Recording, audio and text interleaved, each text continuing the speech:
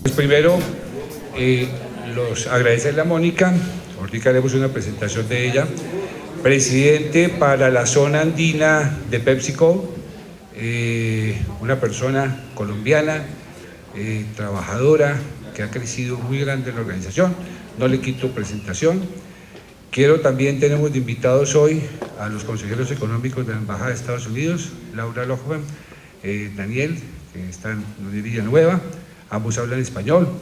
Si quieren compartir con ellos perfectamente ahorita en un momento, pues tendremos una oportunidad después de la presentación de Mónica.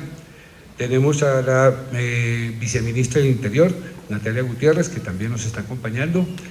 Y tenemos a nuestros más queridos miembros, presidentes del foro, acá reunidos. Quiero dar un especial saludo a José Sáenz. Salió de una enfermedad larga, está aquí con nosotros. Nos agrada muchísimo tenerlo, José.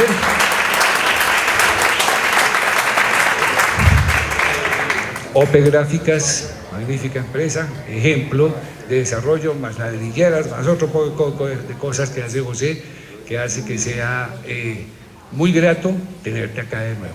Fantástico. Y a todos ustedes. Miremos un poco los temas. Primero, segundo encuentro de líderes. Acuérdense de esto, el 7 de octubre, martes, en el Club en Local.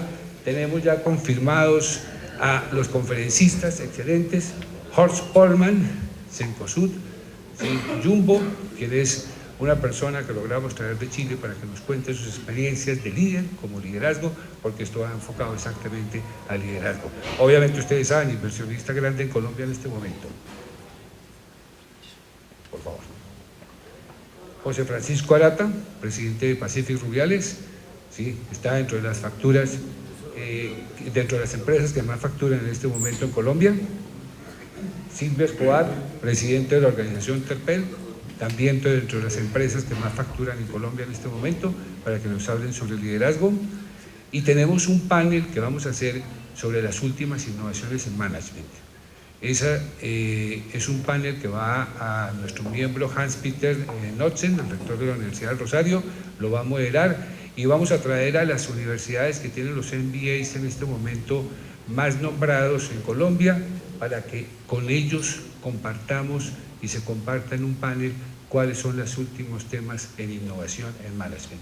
Creo que todos los días no nos cansaremos de aprender temas y de aprender cosas, y esa pues básicamente es como la filosofía de nuestro foro, ¿no? Crecimiento empresarial.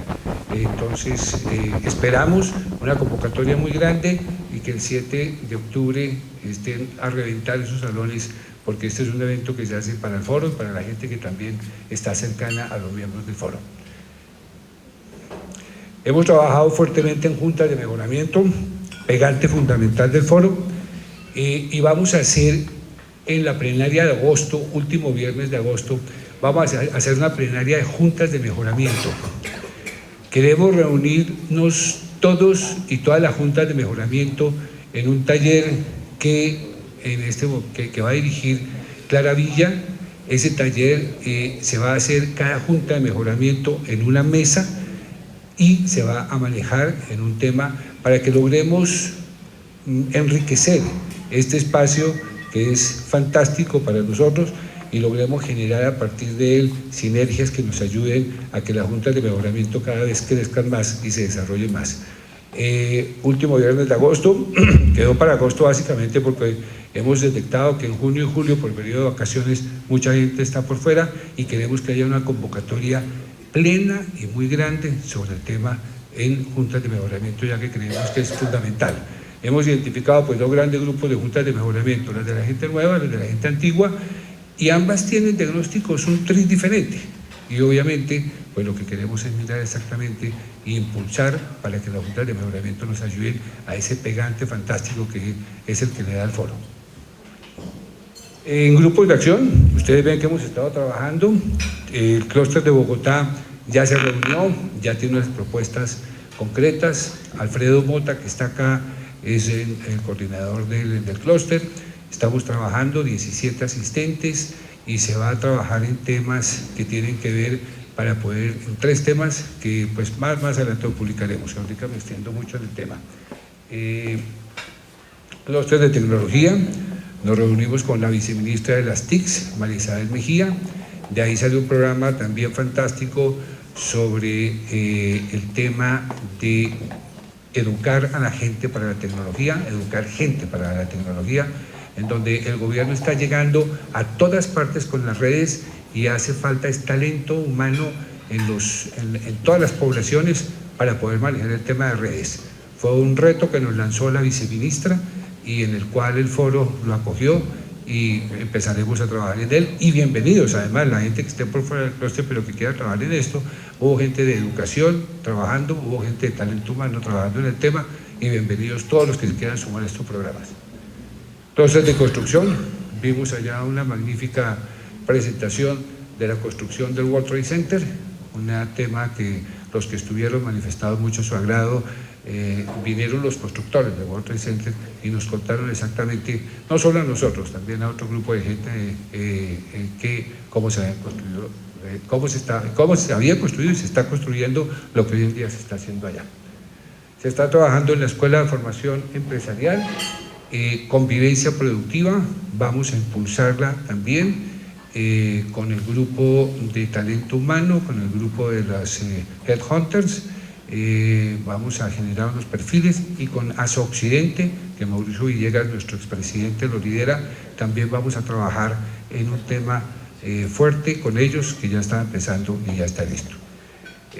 Alianzas, vamos a trabajar con Pro Barranquilla, y la idea con Pro Barranquilla, que estuvimos reunidos con ellos la semana pasada, es hacer una especie, es una unión y un pacto en el cual nos volvamos como si estuviéramos allá, como los canjes de los clubes, ¿sí? Si nosotros vamos a Barranquilla, que tengamos allá la gente que nos ayude en cada una de nuestras áreas, la gente que podamos llamar y escolgar el teléfono y decir: yo soy del Foro de Presidentes, señor de Pro Barranquilla, ayúdeme. E igualmente los de Pro Barranquilla van a venir acá y nosotros les abriremos las puertas para eso. En el momento que haya, como en este momento, plenarias, serán invitados, y en el momento que también estemos allá y coincidamos con ellos en temas y eventos de ellos, también seremos invitados. Es la primera alianza que vamos a sellar con un tema de redes que habíamos hablado, y pues que en este momento esperamos llegar y convertirlo, ya empezar a que sea realidad. Trabajo también tuvimos, Peter Schwartz. Hay gente que me dijo que estuvo fantástica la conferencia, yo no pude ir, Rubén Nogal, y esto es un tema que lo quiero traer porque fue una idea de un miembro del foro.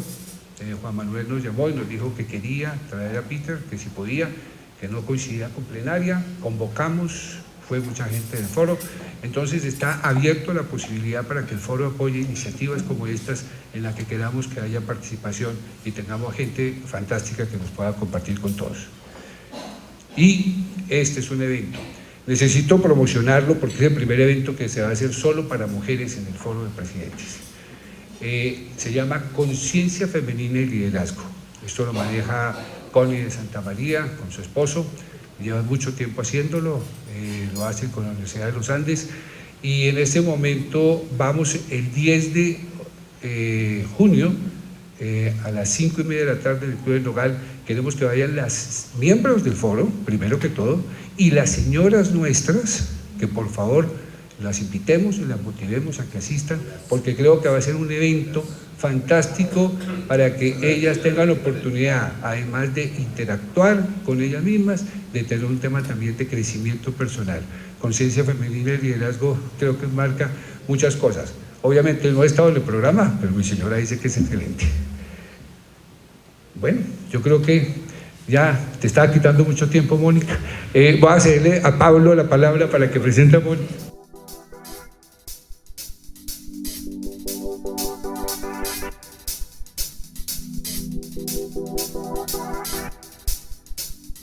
Para mí es un orgullo, para nosotros es un orgullo contar hoy con la presencia de Mónica Contreras. La visita que tuvimos la oportunidad de hacer con Carlos Alberto a invitar a Mónica, pues fue muy especial. Yo conocí a Pepsi hace muchos años y, como diríamos, nada que ver con la Pepsi hoy en día. Hasta me llegué a sentir como en Gymboree. No sé por qué, tuve una sensación muy distinta, muy especial en el look de la oficina, en el espíritu que se respira.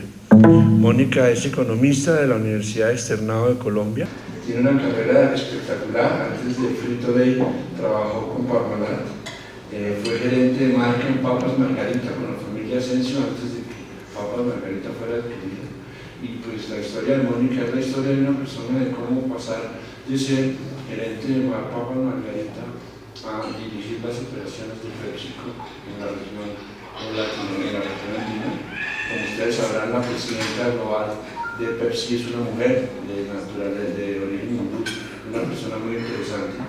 Ver la sala de juntas de PepsiCo, nos comentó, como es una de los suministros, la comparación, nos dijo que solamente había 2 salas en Colombia con esa tecnología, en la presidencia de la República y en la presidencia de PepsiCo. Se genera un primer hemisferio de este lado real y un segundo hemisferio virtual, y entran todos los países del mundo. Se siente muy bien, pues, como en Disney o en las guerras de las estrellas.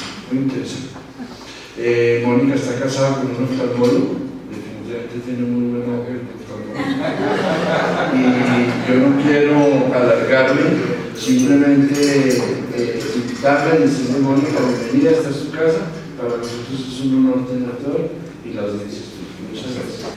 Nuestro legado tiene que seguir y tenemos que seguir fomentando estos espacios de diálogo abierto, ¿de acuerdo? En donde siempre haya temas de agenda también empresarial, pero también agenda país, agenda social. Creo que como líderes y como personas que tenemos hoy la posibilidad de estar como presidentes de compañía, parte de lo que nos compete es el desarrollo de nuestra sociedad. Entonces también felicitaciones por esta iniciativa de esta envergadura, de verdad que es un gusto estar con ustedes. Y es por eso que hoy quiero hablar de liderazgo transformacional a través de un caso que es este caso que les voy a compartir, un caso de negocio de la organización a la que hago parte, la organización de PepsiCo. Fui adquirida por PepsiCo en uno de los procesos de fusiones y adquisiciones a lo largo del país, cuando se hizo la adquisición de Productos Margarita. En aquel momento yo era la gerente de marketing y tenía muy poco. Fue de esos momentos, yo diría, difíciles profesionales, porque un headhunter me había hecho muchos poquitos después de tener como 9 años de estar trabajando con el sector lácteo para que me moviera al mundo de los snacks y de los pasabocas, y a los pocos meses de estar en esta compañía me entero que la compañía ha sido vendida. Entonces, pues, una situación que yo digo que también marcó muchísimo lo que fue el comienzo de esta jornada laboral. Pero la construcción de un modelo de negocio que habla mucho de lo que es Mónica Contreras como líder, como individuo y como creadora de sueños. Eso es básicamente lo que les quiero traer hoy. Donde he tenido que entender que el ser perfecto no me permite ser mujer maravilla y que tengo que buscar ciertas flexibilidades. Y creo que esa ha sido parte también de mi carrera, de mis aprendizajes, pero con muchísimo interés de aprender a lo largo de toda mi vida, con muchísima perseverancia y con muchísima pasión en todo lo que me propongo y muchísimo propósito. Y Pablo lo mencionaba, y yo digo que el propósito fue algo que aprendí de niña en San Patricio, ¿de acuerdo? Y de verdad, cómo dejar legado, cómo sentirse que uno, más allá del trabajo que disfruta, está impactando positivamente la vida de un montón de gente. En el caso actual, de 6.000 trabajadores en la organización, de 6.000 familias que se mueven alrededor de estas personas que trabajan con nosotros, sin contar nuestros distribuidores y nuestros vendedores. 6.000 personas que trabajan en forma directa, 12.000 personas de manera indirecta. Pues es fundamental, igual que el entorno de las sociedades donde operamos y de los sitios donde operamos, con nuestras plantas, con nuestros centros de distribución. Entonces, mucho de mi vida, de verdad, está alrededor del propósito, de encontrarle propósito y sentido a las cosas que realizo. Esta soy yo, básicamente. Estos son Las características, y vamos a ver un poco a lo largo de la presentación con esas 5 características que yo coloco aquí, cómo han sido para mí pilares fundamentales en lo que ha sido mi desarrollo personal y profesional. Y también mi desarrollo como madre, porque creo que las mujeres también tenemos que entender que nosotros no solamente nos desarrollamos como personas, como profesionales, sino también como madres, que es una labor que no es menor en el diario vivir. Aquí veo pocas mujeres, ¿de acuerdo? Hice un cuadro de sangre mujeres, creía que había muchísimo más, pero bueno, los señores van a poder los llevar delegados a sus señores. Y aquí voy a hablarles un poco de Pepsico, porque a lo largo de mi vida profesional yo he encontrado personas que de verdad han sido sponsors de mi carrera. Y esta es una de esas personas, sponsor de mi carrera, Indra Nooyi. Realmente Indra, mujer hindú, de acuerdo, que llega a Estados Unidos, donde es acogida después con su filosofía 100% india, y es acogida por una corporación que durante mucho tiempo realmente había abierto las puertas a muy pocas mujeres. Empieza su carrera en PepsiCo y es la creadora de una filosofía con la que yo me identifico mucho en ese tema de propósito de vida, y es el tema de desempeño con propósito. De verdad, es una de las 5 mujeres más poderosas del mundo según la revista Forbes, y ha sido una persona fundamental en mi proceso de desarrollo de carrera, coach y mentora durante mucho tiempo como mujer y como profesional. ¿De acuerdo? En ese proceso de desempeño con propósito voy a pasarlos muy rápido por lo que es esa filosofía, porque realmente creo que en el mundo empresarial es bien importante.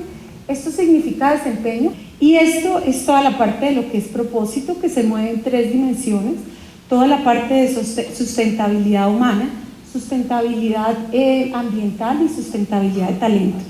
Uno de los enablers fundamentales de este tema es diversidad e inclusión, ¿de acuerdo? Hoy en día, hace años, somos la compañía número 2 a nivel global en temas de diversidad e inclusión. Y eso para mí también como ejecutiva, como mujer, es fundamental, en encontrar una compañía donde me he podido realmente realizar como profesional, pero donde hay un montón de principios con los que empiezo a hacer fit de una manera importante. Y ese es el tema de diversidad e inclusión. Acá lo hablamos. En muchos casos sabemos que en todos los países, cuando se habla de diversidad, a veces el tema hombres, mujeres, no, nosotros vamos beyond that, o sea, más allá de esto, de verdad, creemos en la capacidad de las personas, no en el origen. Eso es fundamental para nosotros, y realmente acogemos gente de diferentes contextos, ¿no?, que puedan lograr el máximo potencial y estar contribuyendo en PepsiCo. Hoy tenemos en la organización de acá de Colombia, para que ustedes tengan una idea, 10% de nuestra población con personas de habilidades diferenciadas. Un programa que no existía. La población, decimos, de habilidades diferenciadas, un grupo de sordomudos muy grande. Manejamos el lenguaje de señas, hablamos el lenguaje de señas. Todos los ejecutivos de PepsiCo aprendimos el lenguaje de señas. No existía, y realmente para nosotros es un gusto poder hablar con ellos y que ellos encuentren en PepsiCo una organización, y que encuentren a un grupo de líderes que, sin tener ningún interés distinto a poderlos acoger realmente, podemos hablar con ellos su propio lenguaje, el lenguaje de las señas. Entonces, a eso hacemos referencia en esta organización, y realmente creo que también desde el punto de vista personal, pues eso también es legado, eso también es pasión, y por eso yo siempre hablo que este tema de diversidad e inclusión es una ventaja competitiva que nos permite avanzar a mí en lo personal, ¿de acuerdo?, y al negocio dentro de todos los países de andinos, que es bien importante.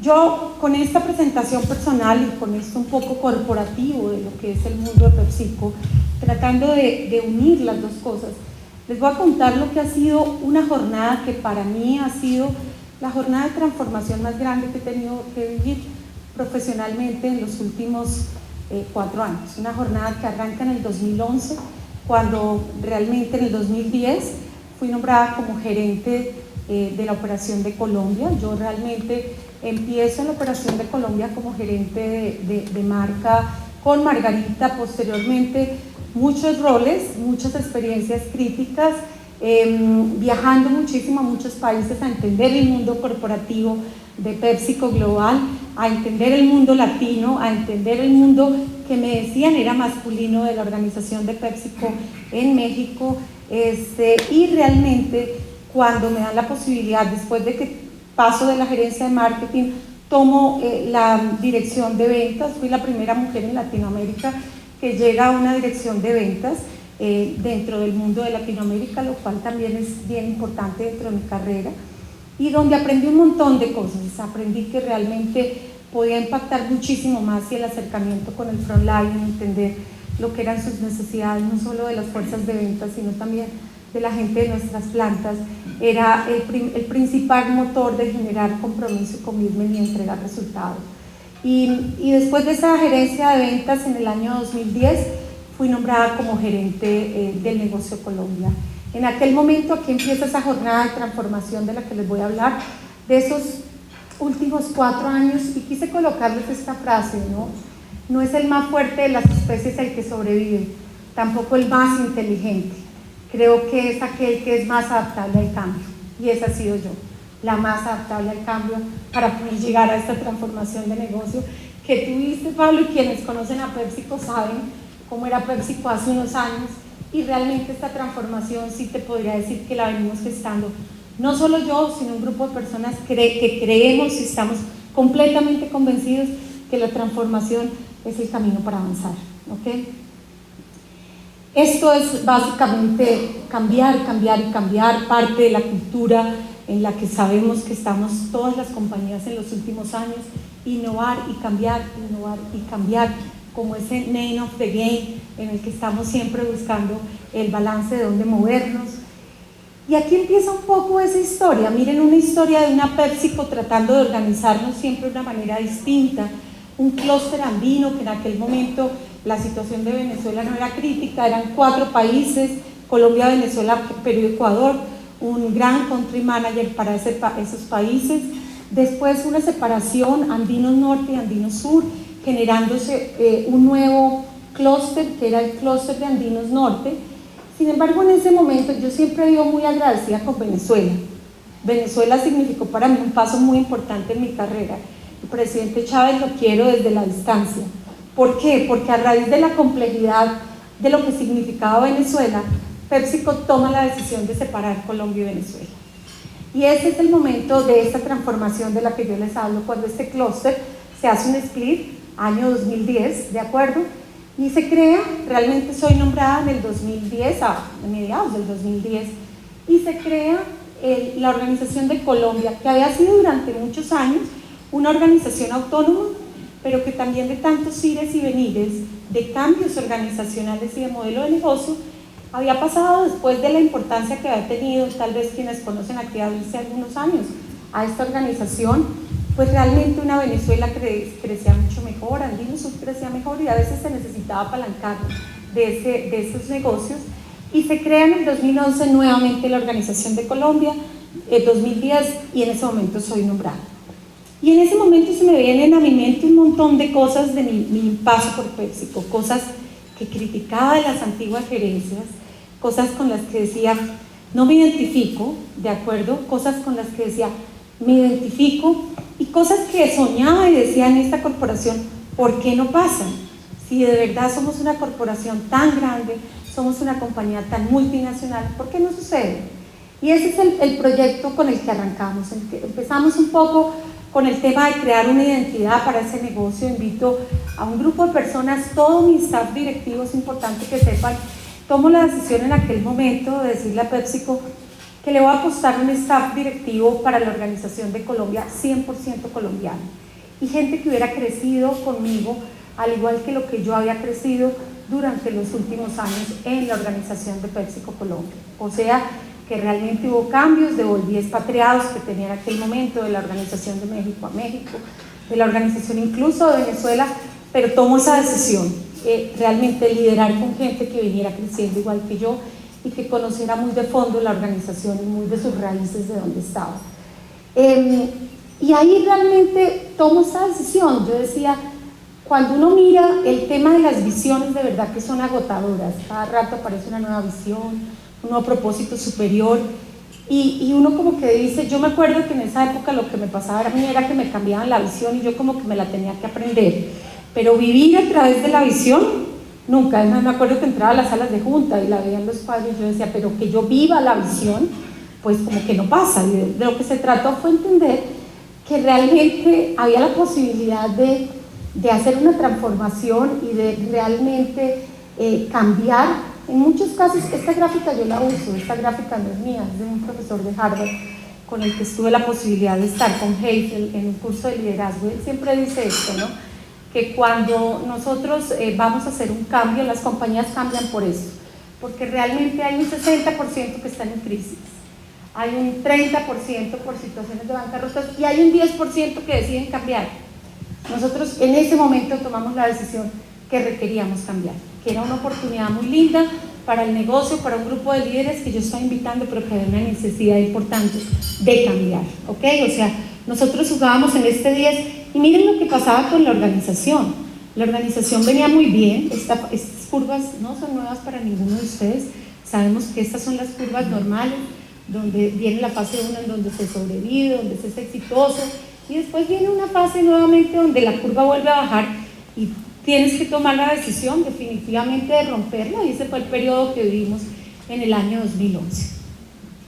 Y aquí les traigo esta definición de liderazgo transformacional, porque ha sido la definición que nosotros en la organización de Colombia montamos para poder salir a hablar de transformación y que nos creyeran, ¿de acuerdo? Porque una cosa es hablar de transformación y otra cosa es vivir la transformación y otra cosa es influenciar la transformación y otra cosa realmente es que la gente te crea que eso va a pasar. Y tomamos esta definición de transformación y de liderazgo como esa capacidad de la comunidad humana para generar nuevas realidades. Recuerden el contexto del 2011 Colombia. Veníamos de periodos difíciles, de acuerdo al país, veníamos de periodos de donde nuestra realidad, ¿cuál era? Una realidad de unas fuerzas de ventas que durante muchos años no habían podido entrar a trabajar a muchas de las zonas del país. Veíamos ese liderazgo como esa capacidad de generar una nueva realidad a una comunidad, ¿de acuerdo? Y producir resultados extraordinarios, entendiendo que transformar sin performar era muy difícil. Ustedes lo ven, performance with purpose, la promesa de PepsiCo, nosotros transformando, pero una organización donde si no performas, you are concerned, o sea, estás en un problema, ¿de acuerdo? Entonces, un juego de performar, transformar, ¿de acuerdo? Que creo que para poder producir un resultado. Y realmente impactando significativamente la colectividad, la prosperidad colectiva. Y lo van a ver, este tema de prosperidad colectiva no tiene nada que ver con el tema de los gobiernos, se los quiero decir, es una frase que nosotros encontramos en este momento, pero sí que sentimos que es prosperar juntos, crecer juntos, crecemos nosotros, crece nuestra gente y crecen las comunidades alrededor donde operamos, como se les decía. Entonces, una definición de liderazgo montada por nosotros, para nosotros, entendiendo el proceso de transformación. Y empieza ese proceso de transformar, soñando, una organización que quería soñar. Miren esto, dijimos queremos doblar, era 2011, queremos en los próximos 4 años doblar el tamaño del negocio de Colombia, ¿sí? Dijimos queremos doblar, queremos ser los número 2 en el negocio de galletas, importantísimo para nosotros. Somos líderes del mercado, teníamos en aquel momento 53% del mercado, queremos llegar al 60% del mercado, consolidarnos como líderes absolutos del Macrestán. Sentíamos que 53 no era suficiente, y también que queríamos elevar per caps en un momento donde una categoría como la nuestra estaba bastante satanizada por todo el tema de lo que pasa a lo largo de las geografías, en donde en vez de creer que podemos crear hábitos de vida saludables, los gobiernos se han dedicado a decir que es una categoría mal llamada comida chatarra, lo cual no es cierto, porque realmente entregamos salud y nutrición a lo largo de cada uno de los paquetes que ponemos en las manos de nuestros consumidores. Un sueño, 2011, un sueño, doblar el tamaño del negocio de Colombia, 250 millones vendía en aquel momento el negocio de Colombia, y dijimos queremos doblarlo. Pero también llegábamos a una conclusión, y esto era como vivir un déjà vu, ¿no? Y decíamos, doblar el tamaño del negocio, pues chévere, seremos recordados porque lo logramos, lo hicimos, pero no vamos a dejar huella. Y nos dedicamos muchísimo realmente a, en esa visión que ustedes vieron de desempeño con propósito, un grupo de líderes de la compañía, de acuerdo a generar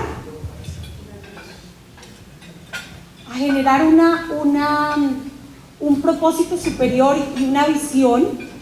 Realmente nosotros no la llamamos visión, la llamamos propósito superior, porque todas las decisiones que tomamos en la Organización de Colombia en aquel momento tenían que pasar por ese propósito y tenían que impactar en ese propósito.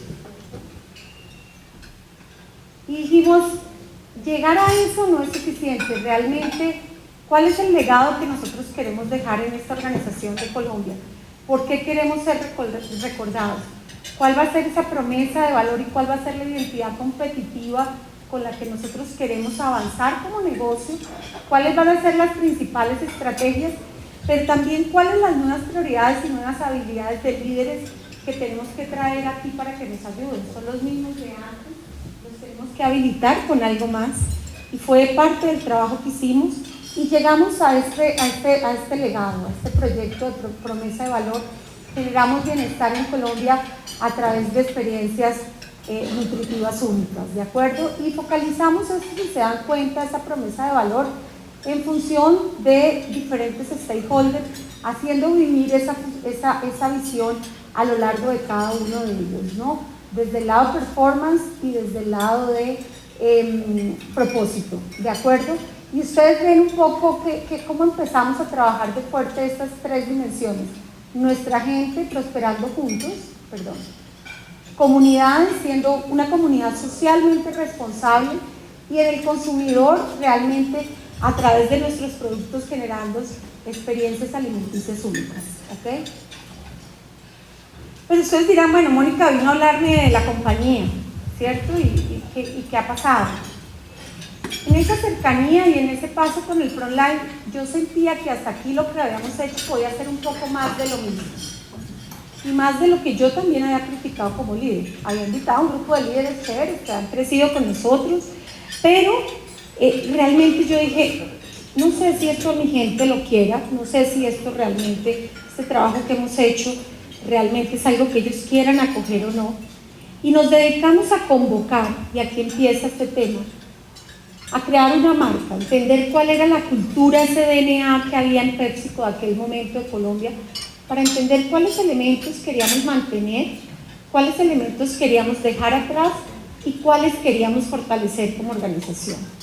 Entonces, ustedes lo ven, innovación, el ser local, ser una organización mucho más rápida, mucho más moderna y mucho más simple.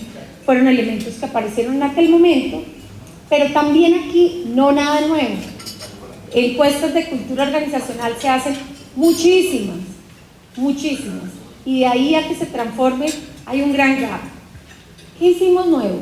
Lanzamos una marca. Esta marca, este cohete que ustedes ven, Pablo lo vio en la oficina, me dijo, Mónica, ¿qué es este cohete? ¿Qué es esto? Este es el cohete, Pablo. Un plan que se llamaba Expedición 500, que tenía un significado que era doblar el tamaño del negocio de Colombia para llegar a ser una organización de 500 millones de dólares, ¿de acuerdo? Pero adicionalmente, mira la invitación, invitamos a 60 personas de la compañía, incluidas gente del frontline, bien importante. Los invitamos a ellos a que participaran de este proyecto y a que nos dijeran cómo creían que tenían que doblar con nosotros el tamaño del negocio de Colombia. Y en ese lujo por los detalles, en ese paso mío del marketing, les diría yo decía, bueno, crear una marca es chévere, ¿de acuerdo? Acoger a la gente, invitar a la gente que formen parte de este proyecto, también chévere, ¿de acuerdo? Pero invitémonos a soñar, ¿ok? Y que soñaran con nosotros, que soñaran como personas, que soñaran como negocio, y que entendieran si realmente estaban dispuestos a asumir este reto con nosotros. Este video que van a ver fue montado por gente del frontline de la compañía, con la agencia BBDO. Eso nunca te pasaba, nunca. Era el director de mercadeo el que se sentaba con la agencia, no el frontline, menos de operaciones, menos de ventas diciéndole, oiga, llevamos trabajando en este tema 6 meses y queremos venderle así porque si así se le habla a la gente, creemos que es como vamos a poder soñar, de lo contrario va a ser distinto. Fíjense este tema, empezamos a trabajar una organización completamente distinta, una organización 100% multifuncional, 100% matricial, oficinas 100% abiertas, ese es el cambio que dice Pablo. Todas las oficinas nuestras no tienen puertas, todos los espacios son abiertos, todas las salas de juntas son abiertas, ¿de acuerdo? Estamos en salones de innovación que van desde asientos en el piso, árboles donde se recrean las ideas, hasta realmente salas de junta ya de mayor dimensión, no formales, como lo puede ser la telepresidencia. Pero realmente una organización que cambia a raíz de este proyecto que se llama Expedición 500, 12 prioridades, 2 equipos multifuncionales, incluyendo gente del frontline de todas las áreas de Colombia, de acuerdo, trabajando 12 prioridades que se establecieron en aquel año. Nosotros vamos a Nueva York a vender los planes. Esto es lo que nos sucede, a traer los recursos para esto. Tomamos la decisión de por primera vez irnos las 60 personas que nosotros convocamos a esta expedición, con este video, con esos programas.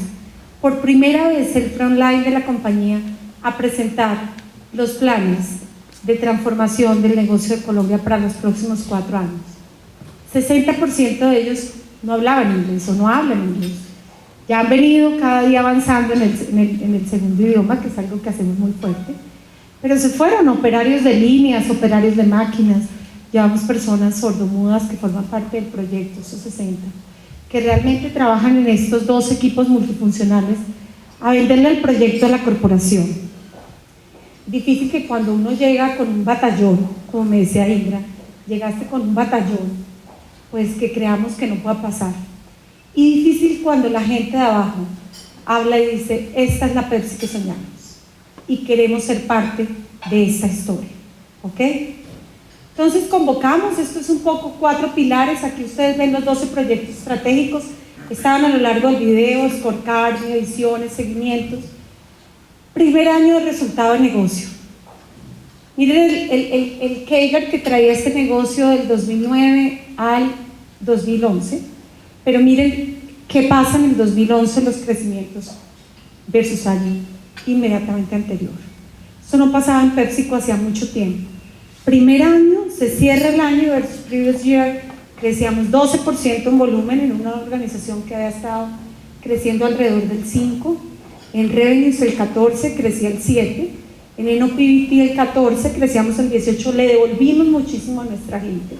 Fue uno de los puntos que buscamos, hicimos una expansión de margen importantemente significativa. Primer año de resultados de negocio. Y realmente la jornada hoy, les puedo decir que lo que habíamos planteado para 4 años, en el tercer año, en el 2013, el 80% de los proyectos están cubiertos. Todo lo que ustedes vieron en ese periódico, la creación de la Fundación PepsiCo, la creación de PepsiCargo como elemento, el trabajo de las marcas, Natuchips hablando a la sociedad. Natuchips es la marca con la que trabajamos el plátano. Hoy tenemos un proyecto en Belén de Umbría de todas las mujeres desplazadas de familia de la comunidad de Belén de Umbría, que son las que nos pelan el plátano para nuestra marca. Hoy Colombia exporta plátano para todos los países andinos, Centroamérica y el Caribe. Tenemos aproximadamente 300 mujeres en la comunidad de Belén de Umbría que nos pelan el plátano para nosotros procesarlo. Entonces les puedo decir que soñamos y por primera vez nos dimos cuenta que soñar era parte de lo que se podía realizar y que las visiones se podían convertir en realidad si realmente nos acercábamos como líderes a nuestra gente, a nuestras comunidades, entendíamos sus historias de vida, impactábamos de una manera distinta y prosperábamos juntos. Y en ese momento tomamos una decisión de ir por más, go for more. Ese cohete que tuviste, toma la decisión de ir por más y nosotros dijimos, bueno, pues como vamos también, vamos a ir por más programas, más cosas. Y la corporación dice, no, vamos a ir por más, pero vamos a llevarnos este modelo de transformación a otras geografías, ¿no? Pues los invitamos a ustedes, a este grupo, a que tomen el negocio andino sur, de Perú y Ecuador, y a que sean capaces de repetir esta historia, ¿de acuerdo? Tema difícil, desafiante, porque realmente los que estábamos ahí, todos éramos colombianos, conocíamos la organización de años. Yo los había jalonado para que crecieran conmigo porque venían de ahí. Y me enfrento a un reto, yo les diría, nuevamente importante en mi carrera, pero que hay mucho de trasfondo de cultura, de entender cultura, de observar desde el balcón, de podernos sentar a entender las diferencias y las semejanzas y empezar a construir desde ahí. Y es la creación de este nuevo territorio andino, donde decidimos ir por más y se toma este nuevo desafío, una jornada nuevamente de transformación. Yo aquí no me voy a quedar, porque en ese momento básicamente lo que se estaba creando este clúster, del cual yo soy la responsable, ¿de acuerdo? Y nos dedicamos, miren, esto es el año pasado, una jornada que aquí se las quise poner en esta flecha porque así ha sido. Primeros meses a observar, a diagnosticar, a crear las bases para ese Foundation for Growth de los próximos años, a movilizar a la organización a través de una cultura nueva que imprimir y volver a subir al balcón, que es en la parte donde estamos ahorita, a observar si la gente nos está creyendo y si realmente se nos están moviendo al ritmo de lo que creemos, porque a veces imprimimos velocidades y las organizaciones van a otras velocidades. La velocidad que imprimíamos en Colombia era distinta a la velocidad que estaba acostumbrada una organización como la de Perú y Ecuador. Y aquí ustedes se pueden dar cuenta, entendimos muchísimo la cultura organizacional. Y quise poner este punto porque creo que era una organización que también entregaba buenos resultados, no extraordinarios, pero un liderazgo de los equipos ejecutivos y unos comportamientos bien diferentes para una organización que ya trabajaba 100% matricial como la de Colombia, donde no existían puertas, donde todos trabajamos de la mano, donde a mí me observan en muchos de los casos. Hoy estoy vestida, créanme, muy elegante, yo ando vestida mucho más de pantalón y camisa de Pepsi, de acuerdo, me identifico más con eso porque así vestimos quienes trabajamos en la organización para poder estar cerca de nuestra gente, de acuerdo. Y realmente una organización burocrática impresionante, oficinas cerradas y demás, y empezamos a entender cómo no atacar, porque queríamos transformar pero sin invadir. Y yo llegué a mi oficina y dije, bueno, quítenme la puerta a los señores de mantenimiento. Lo primero que quiero hacer es que me quiten la puerta. Pues el edificio no puedo hacer mucho, es bastante cerrado, pero quítenme la puerta. Y quité la puerta y se me acercó la asistente que tengo allá y me dice, Mónica, ¿tú sufres de claustrofobia? Le dije, no, Charo, es que yo no concibo que vengan a pedirme citas o vengan a hablarme más y que realmente encuentre mi oficina cerrada. Me dice, no, pero yo te voy a manejar la agenda, la gente viene, pide la cita conmigo y tú me dices si los atiendes en 1 o 2 meses. Yo dije, no, esto no es lo que quiero, y empezamos en un proceso de verdad, de hablar desde, yo digo, de evangelizar, ¿sí? De evangelizar, literalmente evangelizar. Decir, no que no estábamos en lo correcto, sino que podía hacerse mejor, ¿de acuerdo? Y esa ha sido la jornada del 2013. Desgastante personalmente. Aquí está Andrés es sobrino de mi esposo, y está Juan, que también conoce a Roberto, mi marido, jugador de golf y demás, y ellos a veces me molestan. Juan dice, Mónica, pero es que llevaste a Roberto a que se saliera del golf. No, Juan, es que yo estaba evangelizando, entonces el hombre le ha tocado en el último año tomar algún rol ahí. Y de verdad que tanto en familia, Andrés Vaquero, que es sobrino de Roberto, sabe que me alejé muchísimo 2013 de la operación del negocio de Colombia para ir a evangelizar con un grupo de evangelizadores que decidimos que íbamos a ir allá a evangelizar y a cambiar el tema y a mostrar que hay otro camino y que teníamos que vivir otros comportamientos, y replicamos el mismo ejercicio, generar un Foundation for Growth. Balanceamos un poco el legado. Miren, la organización, Perú es un país, todos oímos en los diarios que Perú crece muy bien, que es la economía de Latinoamérica que mejor crece, pero no se nos olvide que el 70% de la población peruana es pobre y que ese 70%, un 30% representa la clase media emergente, gente que ha llegado ahí a la clase y que el gobierno todo el tiempo está tratando de sostenerlos en esa clase. Pero ese es el desafío, realmente generar el trabajo, el empleo, las condiciones de salud, y que ellos llegan a esa clase emergente y lo primero que quieren es comprar 3 celulares, ¿de acuerdo? Porque eso les da estatus, ¿sí? También quieren cubrir los temas de su familia, pero yo he encontrado en un negocio como Perú un tema que en Colombia no me ha pasado nunca, y es que dependiendo cómo esté el tema, la gente, si la situación política del país está medio complicada, la gente guarda la plata debajo del colchón, así como lo oyen, literalmente, desde las épocas de Fujimori, de todos los que han pasado. Ellos llegan y dicen, yo no estoy creyendo que esto va bien, yo guardo la plata aquí en mi colchón, hay que entender esto, qué pasa, pero un arraigo cultural muy distinto al arraigo cultural colombiano. Un Ecuador muy similar a Colombia y lleno de muchos colombianos. Yo hablo mucho más de Perú porque fue un arraigo cultural distinto. Y a raíz de eso volvimos a retomar ese concepto de liderazgo del que yo les hablé al comienzo, y era realmente esa prosperidad colectiva.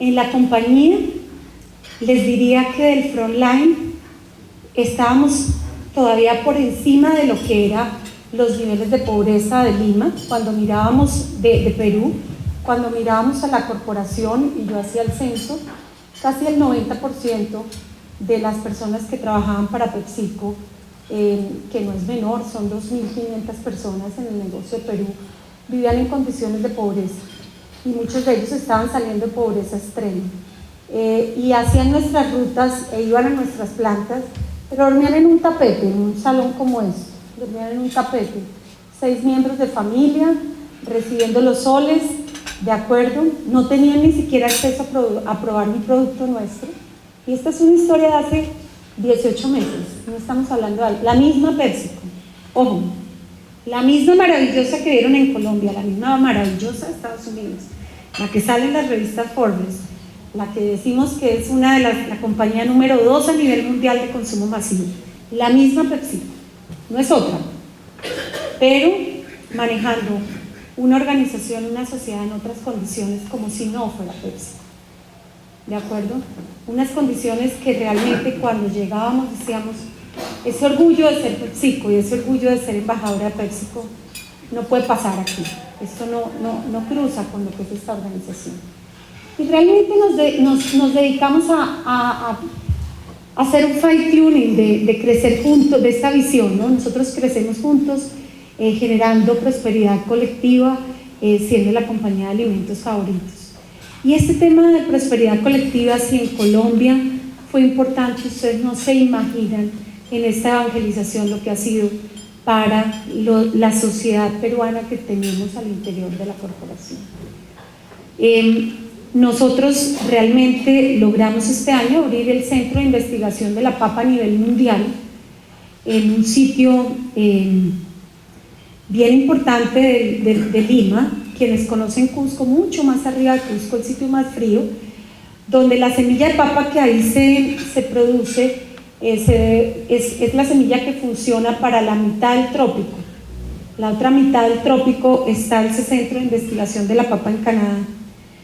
Tenemos aproximadamente en ese Centro de Investigación de la Papa, que logramos ponerle los recursos de PepsiCo, tenemos hoy en día aproximadamente a nivel de agricultores 400 cultivadores de papa. 400 cultivadores que cuando llegamos trabajaban a pies descalzos. Les preguntábamos, ¿qué comes? Desayuno papa, almuerzo papa y como papa. ¿Ok? Guardaban la papa para el frío, en la época de frío. Como la papa se agotaba con los fenómenos del Niño y demás, ellos guardaban la papa, la secaban y la guardaban en sus casas para poder tener la alimentación para los periodos siguientes. Y empezamos un trabajo también de comunidad muy fuerte, de esta comunidad con ellos, con los cultivadores de papa, a darles una capacitación, un trabajo distinto, un manejo diferente de poder fomentar la semilla de papa desde Perú. Hoy en día estamos con el proyecto Semilla de Papa que está arrancando ahí incluso hasta Marruecos, hasta Pakistán, hasta la India. Estamos trabajando toda la semilla de papa que estamos produciendo ahí, la forma como la estamos expandiendo. Y el gobierno peruano impresionantemente cerca e interesado del tema. El gobierno peruano, ustedes encuentran una sensibilidad única en buscar cómo esa clase emergente que llega a la media, cómo entre empresa privada, sector gobierno, abrimos posibilidades de trabajo y de empleo para que puedan permanecer ahí. Yo le decía a uno de los ministros de Agricultura de estas épocas, que hemos tenido varios, le decía, ¿por qué la industria en Colombia, por qué en el agro, ustedes han visto todos los paros agrarios que hacen? La gran pregunta es cuánto la industria está ahí, está cerca a esos temas, o qué tanto hemos sido oídos para poderlos apoyar en ese proceso, ¿ok? Y realmente ese es un punto que nos preocupa, porque si encuentra uno otras economías vecinas donde nos llaman, nos invitan, hacen parte, son activos. Y yo les digo una cosa, trabajamos miles de proyectos, el proyecto Belén de Umbría, de mujeres peladoras de plátano, cabezas de familia, todas ellas. Muchas de ellas dicen, trabajé con, ¿cuál es su mejor empleador? Ahora PepsiCo, y antes Pablo. Pablo, sí, Pablo Escobar. Ellas trabajaron para Pablo Escobar durante mucho tiempo, en la época del narcotráfico en Antioquia, y se vinieron a refugiar ahí, y sus maridos murieron, y sus hijos hablan de Pablo como su padrino, ¿de acuerdo? Es increíble. Fuimos con la canciller Olguín y con una gente del gobierno, porque ellos no podían creer ese tema, que hablaran de Pablo todavía. Yo les decía, óiganos, y entrar a Belén de Umbría es bien inseguro.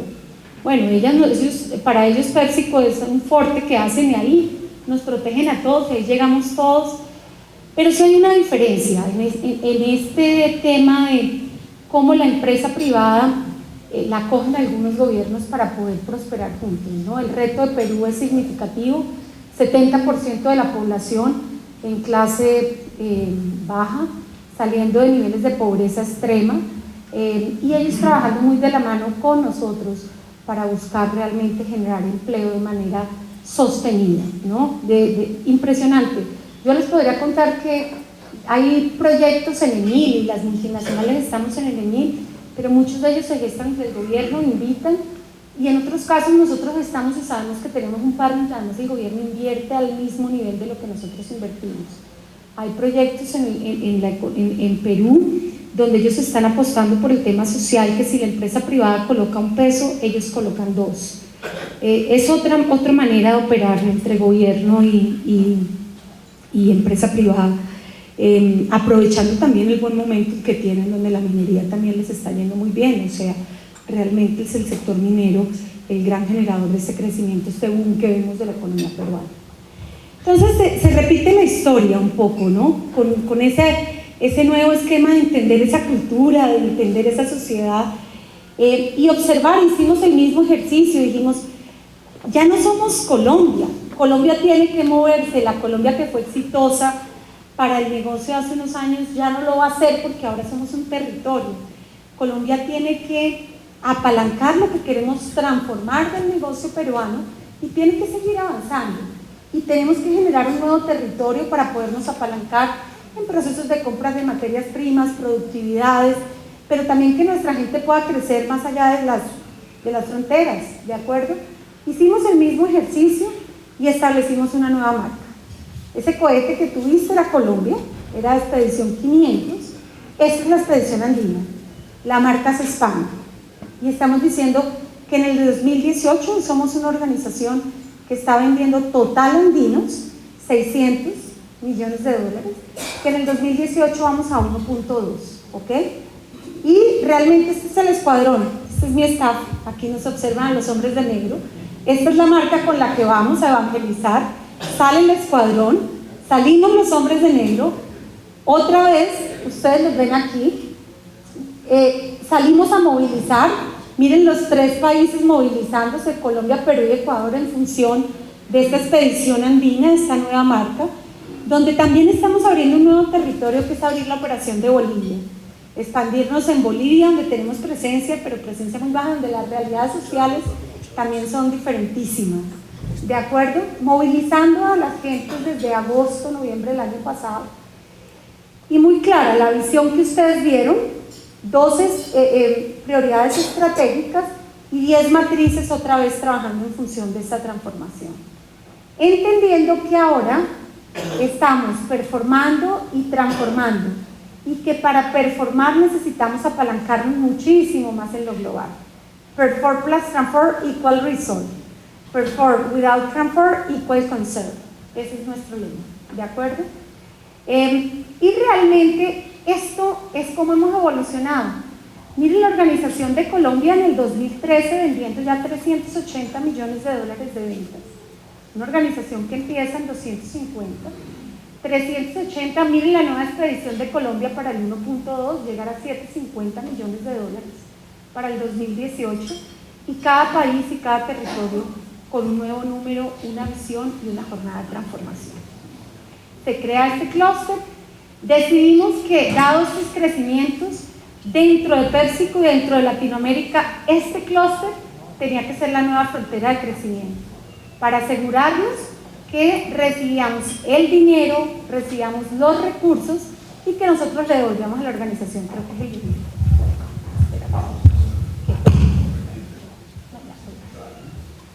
Bueno, y para decirles este tema, realmente quise hacer este mapa.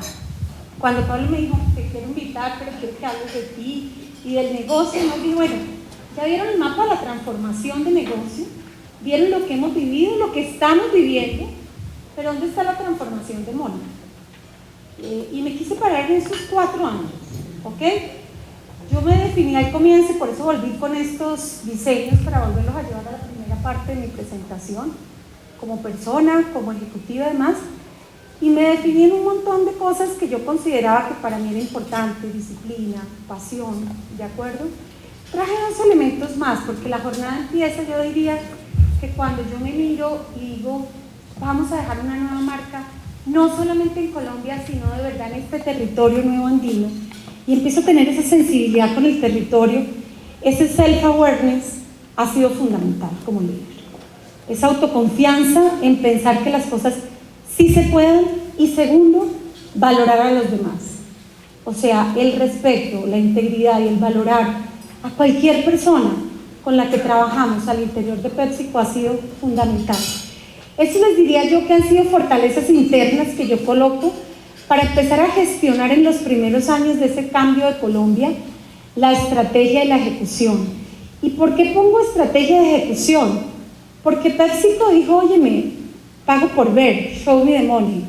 Yo quiero ver, ¿cierto? O sea, it's fine, ¿cierto? Pero show me the money, que esto de verdad pase. Y aquí en esta parte yo les diría que la decisión estratégica que tomamos, y que realmente yo, tal vez por tener parte de esa vena de ventas y haber pasado por ahí, sale en este momento, es demostrar que a través de la ejecución, esa excelencia en la ejecución, se estaba gestionando la estrategia. Porque eso era lo que podían ver, lo que se estaba ejecutando, el resultado, lo que pasaba en la calle, lo que pasaba en el día a día. Y ese fue el pensamiento estratégico que utilicé realmente con el comité directivo. Y algunos decían, pero de verdad, Mónica, o sea, ejecución, cuando es como volver a una serie de pilares básicos cuando las organizaciones cada día son más estratégicas. Y yo les decía, claro, yo voy a ejecutar lo que he diseñado en la estrategia, gestionar la estrategia a través de que se vea la ejecución, para poder ir realmente a la fase de este liderazgo transformador, donde les diría que yo lo coloco así en 3 fases.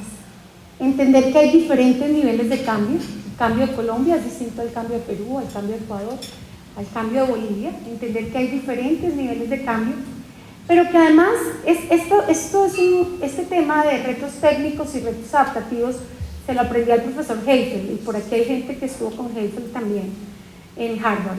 Y él dice, hay cosas técnicas que tú las sabes hacer, o sea, te enfrentas a un reto y sabes cómo vender más, claro, vamos a poner el exhibidor, la ejecución, eso es fácil, pero el adaptativo es el que realmente va a permitir que la cultura cambie, el que viene de abajo, cuando la organización es capaz de poner esos elefantes en la mesa y hablar de ellos, ¿de acuerdo?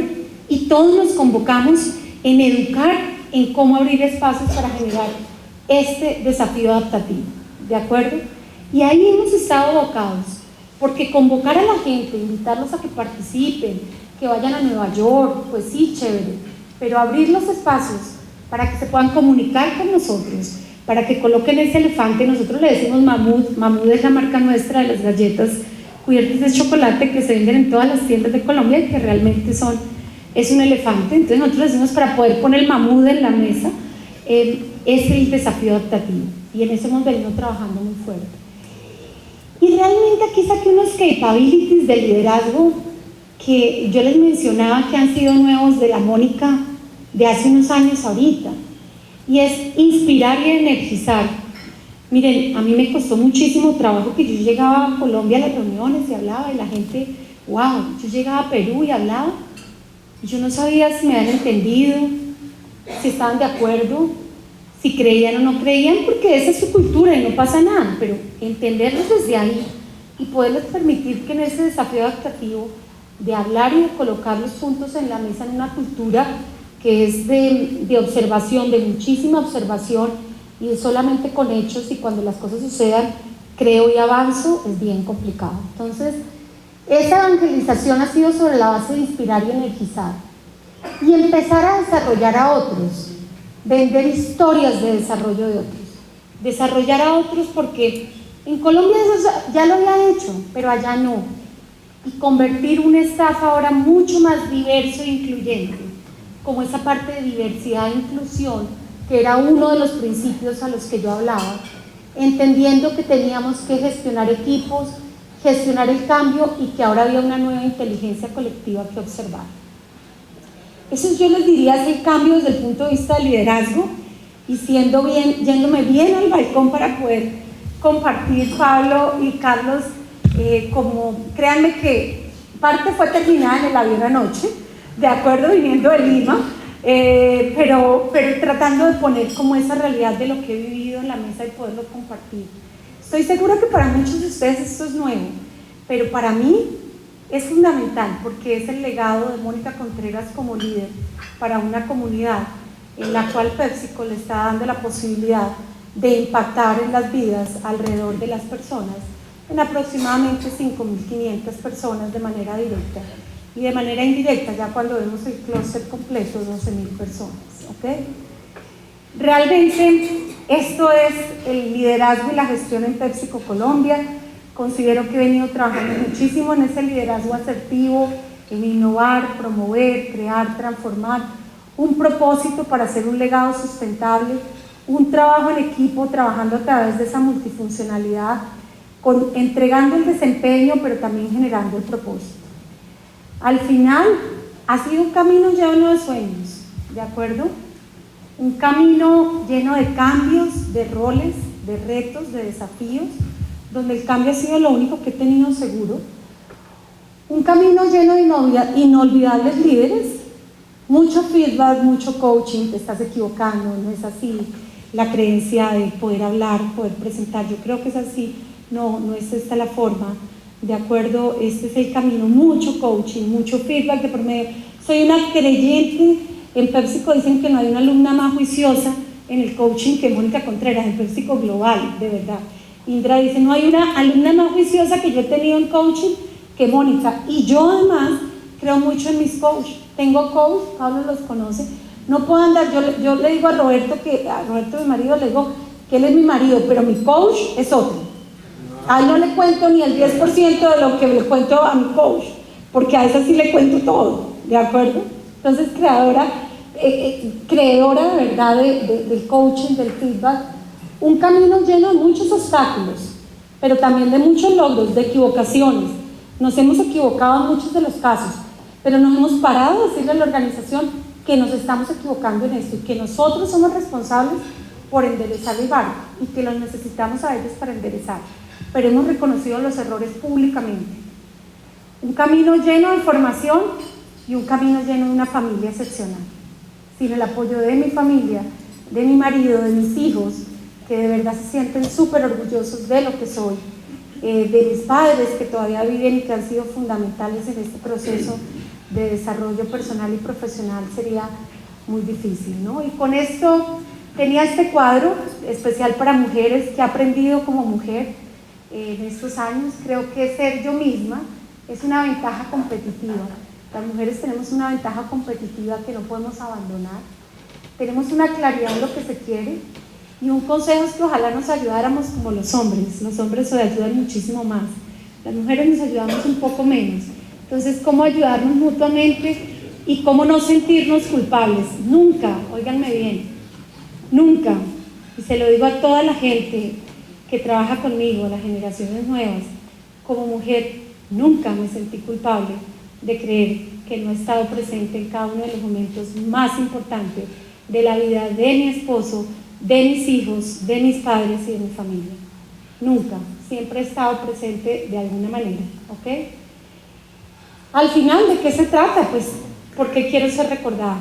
Yo realmente quiero ser recordada como una líder transformadora que puede generar prosperidad colectiva, que está cerca de las comunidades que nos rodean y que realmente convierte esas visiones, esos sueños, en realidades asequibles para todos, para seguir creciendo y prosperando juntos.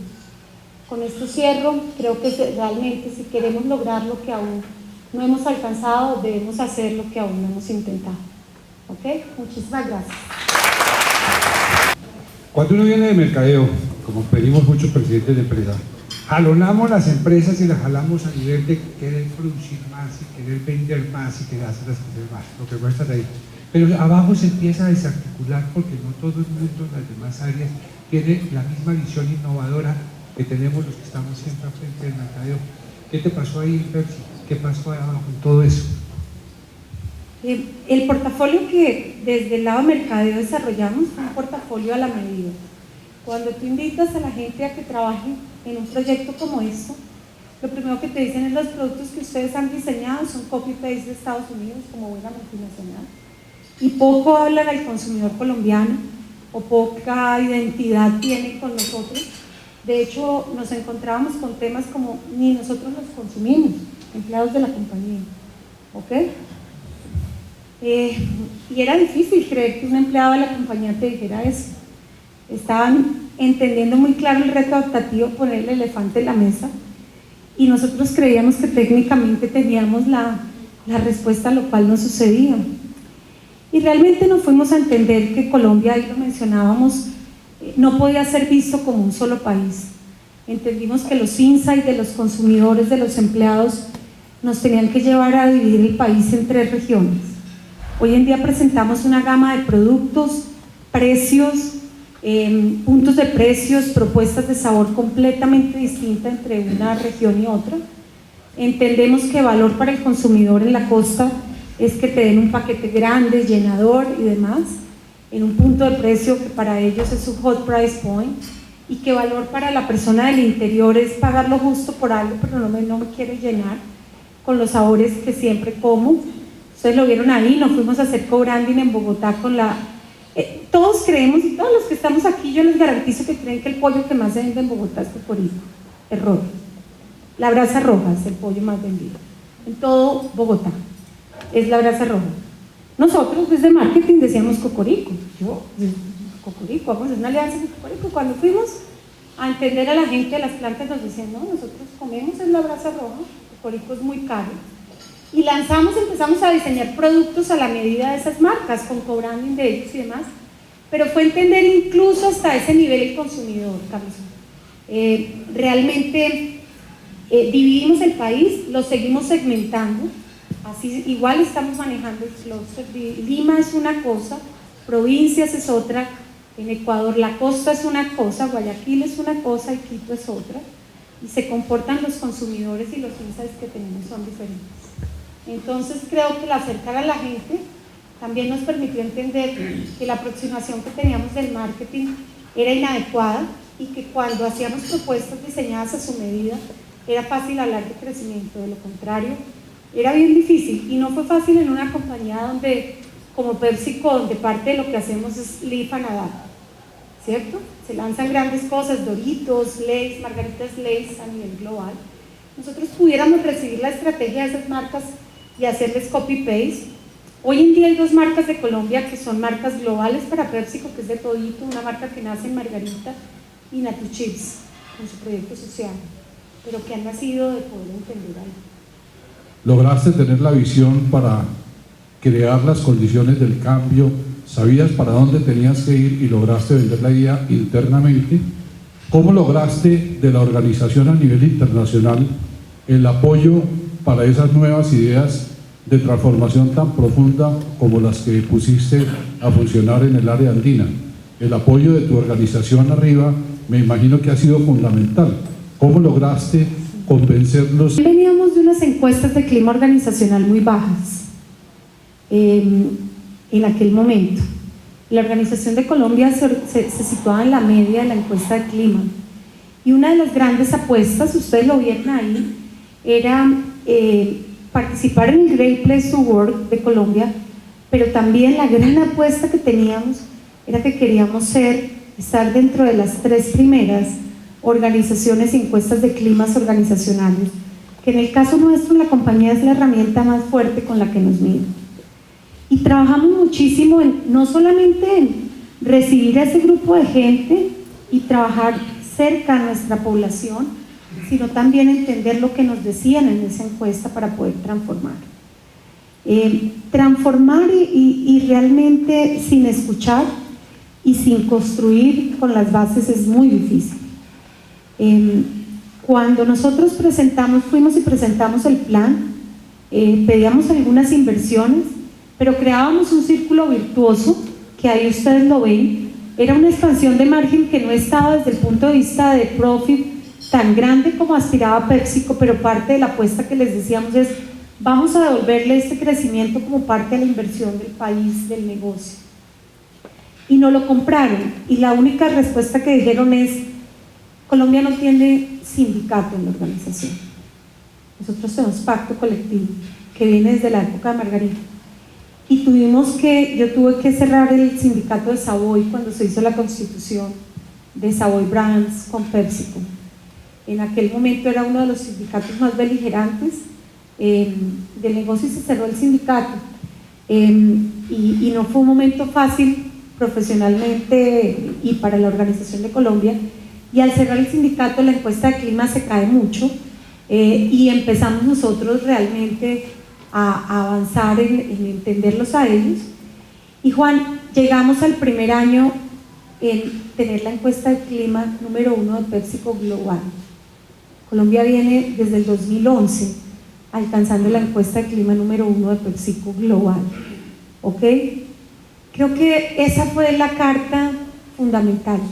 El día que llegó la encuesta de clima, nos invitaron a una ceremonia muy importante que hace el Sherman Award, que lo da Indra, y hemos sido Sherman Award en los últimos 3 años de manera consecutiva.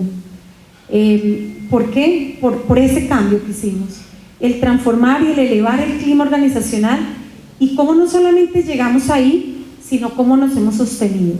Entonces, te diría que cuando la organización empieza a cambiar, lo único que uno tiene que hacer es retirarse como líder y observar cómo la gente te compra la idea. Para mí ese ha sido de los momentos más cumbres como líder, el poderme retirar y observar desde el balcón. ¿Okay? Conocí el caso de Ventanilla, del alcalde de Ventanilla en Lima, que realmente ha hecho una transformación, lo ha hecho con empresa privada y tiene un concepto de liderazgo por bienestar. Me gustaría saber si nos puedes anotar algo de lo que ustedes hayan hecho en Ventanilla o no han trabajado allá, y cómo ven ese proyecto. Conocemos el proyecto de Ventanilla del gobierno, y al igual que los otros proyectos que yo mencionaba acá, pues creo que la gran apuesta del gobierno es la sostenibilidad de esa clase. Cuando uno dice que en un país, recuerden estos números, el 70% vive en condiciones de realmente pobreza, pero de ese 70%, un 30% venía de vivir en condiciones de pobreza extrema. Sostenerlo ahí es muy complicado, muy difícil. O sea, la gente puede tener hoy un trabajo de destajo, pero si mañana no lo tiene, vuelve. Ventanilla y todos los proyectos que nosotros le hemos llevado al gobierno peruano que realmente han sido 3 en este último año. Uno muy focalizado a agro, que es el de cultivadores de papa. Otro muy focalizado a todo lo que es básicamente nuestras comunidades, en los sitios donde nosotros atendemos.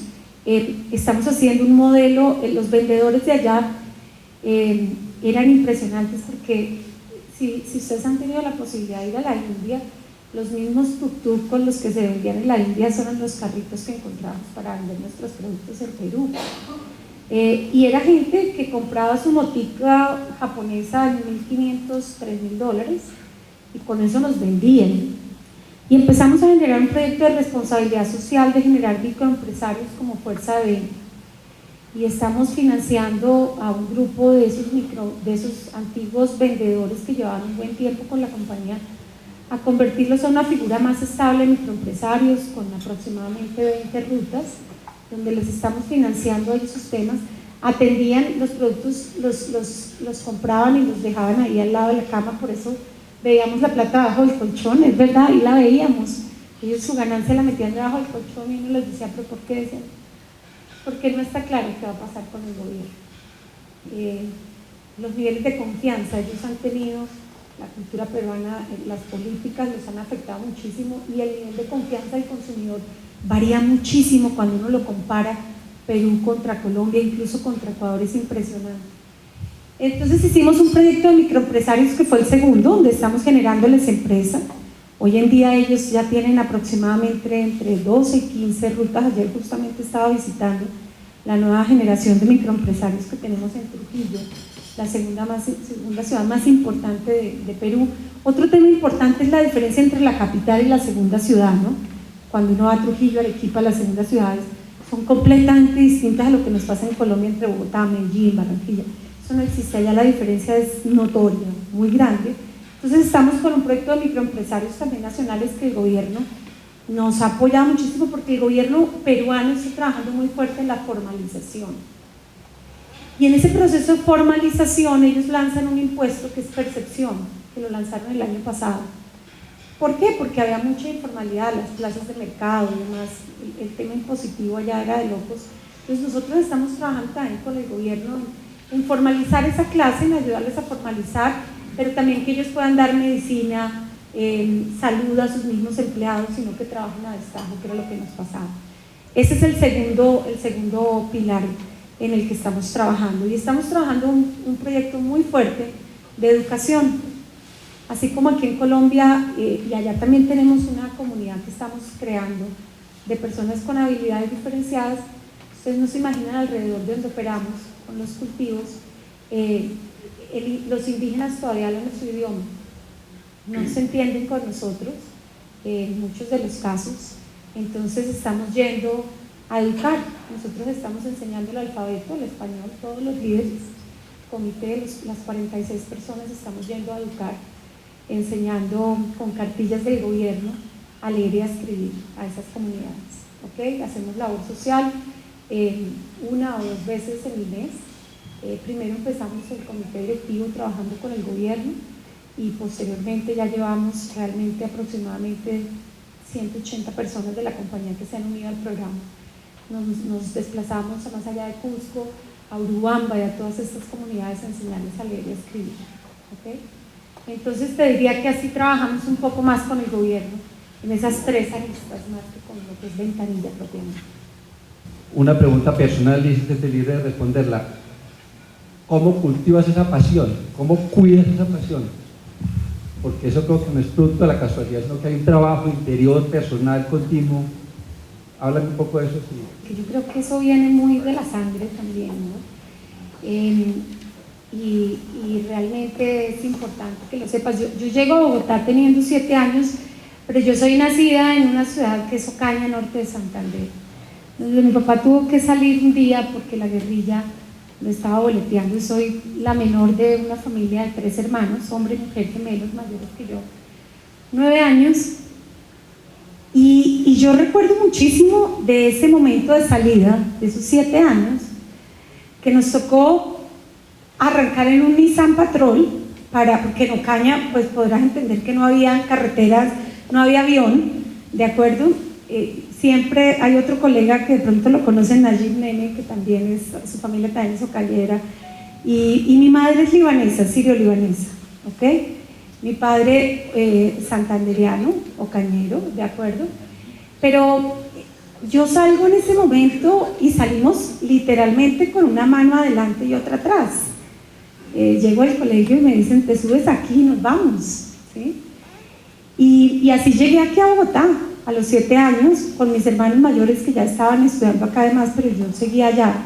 Mi papá, como ingeniero constructor, hacía un montón de proyectos, dentro de esos las carreteras, y el cura Pérez, que existía, y a quien llegaba, me cuenta él, hoy en día mi padre tiene 82 años, pero me cuenta que él llegaba, el cura Pérez llegaba a las oficinas de ingenieros y arquitectos y les llevaba hasta flechas del Catatumbo y todo el tema, y el cura Pérez siempre iba a que le ayudaran por los indígenas, y el tipo se había desaparecido, y un día aparece y le dice, no, es que a partir de hoy necesitamos que la compañía que usted dirige, que tenía oficinas en Bogotá y allá, entregue tanto, y salimos.